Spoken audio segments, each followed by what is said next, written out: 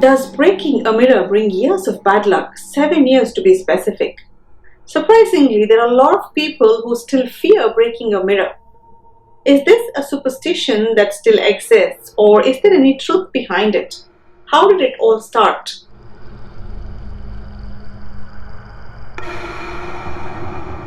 Although the origin of many such superstitions are unknown, there are some which can be traced way back, and stories linked to them can also be found. The Greeks believed that one's reflection on the surface of a pool of water revealed his or her soul. Roman artisans were the ones who manufactured mirrors from polished metal surfaces. They believed that gods watched these souls through them, and breaking it was considered disrespectful, and the person breaking it would face nothing but bad luck. Much later, mirrors were made using glass, which was more fragile and would break easily. According to the Romans, the curse would not last forever but only for 7 years, because they believed that the soul regenerated or renewed itself every 7 years. So the person breaking the mirror had to wait that long to get rid of the bad luck attached to the cursed soul. There are also some people who believe that there are evil spirits lurking behind mirrors, and breaking it would open a portal or a doorway for them to cross over to our world and possess the one that breaks it. This we have seen in many movies and TV series, but such a thing happening in real life will be absolutely terrifying. There is yet another belief that breaking a mirror is like breaking a soul into pieces. The soul which is damaged in this process cannot fully protect its owner from bad luck. And in time, the soul seeks revenge against the one responsible for its injuries. This often results in death of a loved one in that house or someone close getting hurt. Is this all true? Whether this is true or not, are there ways to undo the curse? When I did my research, strangely, I did find so many ways of undoing this. Let's have a look at them.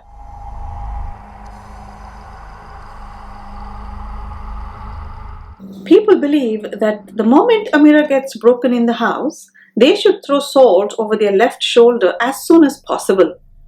It is said that you're throwing salt straight onto the entity that comes out of the broken mirror, which sends it right back to where it belongs.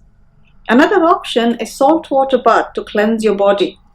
People also try putting sea salt in the corners of all the rooms in their house and also under each windowsill. This is said to protect the house from unwanted spirits.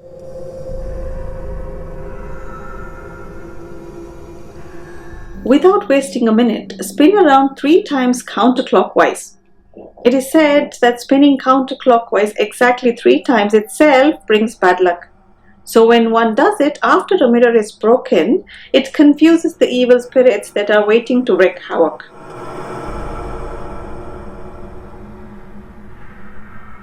They say grind the mirror shards into fine powder as it prevents one from seeing his or her reflection in the broken shards.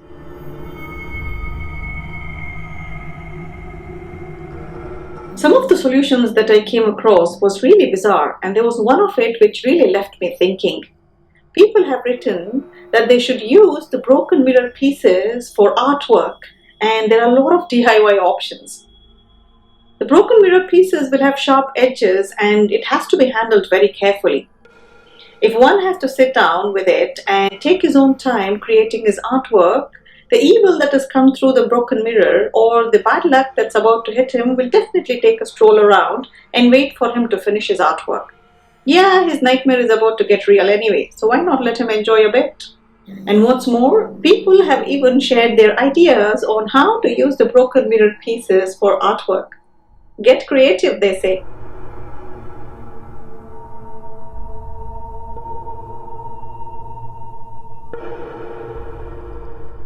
It is believed that if the broken pieces are thrown into a stream that runs south, it washes away the bad luck in only 7 hours instead of 7 years.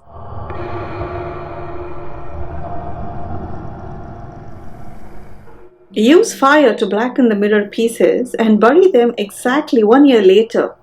This can save you from years of bad luck. One must of course be careful while doing all this. In this case, the person will have to put up with bad luck for a year instead of 7.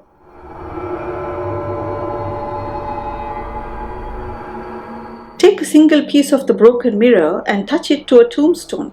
It is believed that this will lift the curse immediately. Sounds scary, but worth a try. They say the curse can also be lifted if one uses the piece of glass from the broken mirror to reflect the full moon. So take your glass shard and reflect the moonlight on a full moon day. In both cases, the piece of a mirror can either be kept or buried but not thrown away.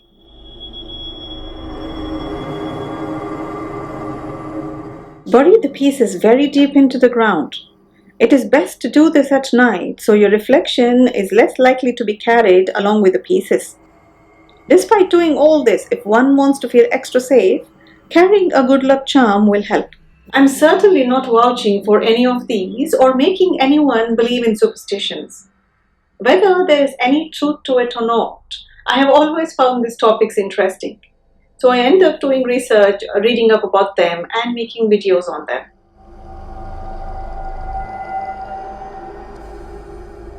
Superstitions have existed as early as 5,000 years ago in Egypt. The shape of a triangle is sacred for Egyptians. So when a ladder leans against a wall, it creates a triangular shape which is sacred for them. So if anyone walking through that shape means they're breaking the sacred power. This created the superstition that one who walks under the ladder will face bad luck. Let's take a person who does not believe in all this but yet has heard so many stories from others. So when he sees a ladder leaning against a wall when he's walking, he will stand there and think whether he should really risk it even though he doesn't believe in it, or should he just spend a few extra seconds and go around the ladder. So there you go. We often see pictures on social media saying if you share this picture in the next 10 seconds to, let's say, 20 friends, you will be showered with good luck. Some ignore, there are some who are skeptical, but there are also some who share it immediately. So let's say the person who shared it wins something in the next few days. Of course, it is a coincidence, but the person would choose to believe that he won it because he shared the picture.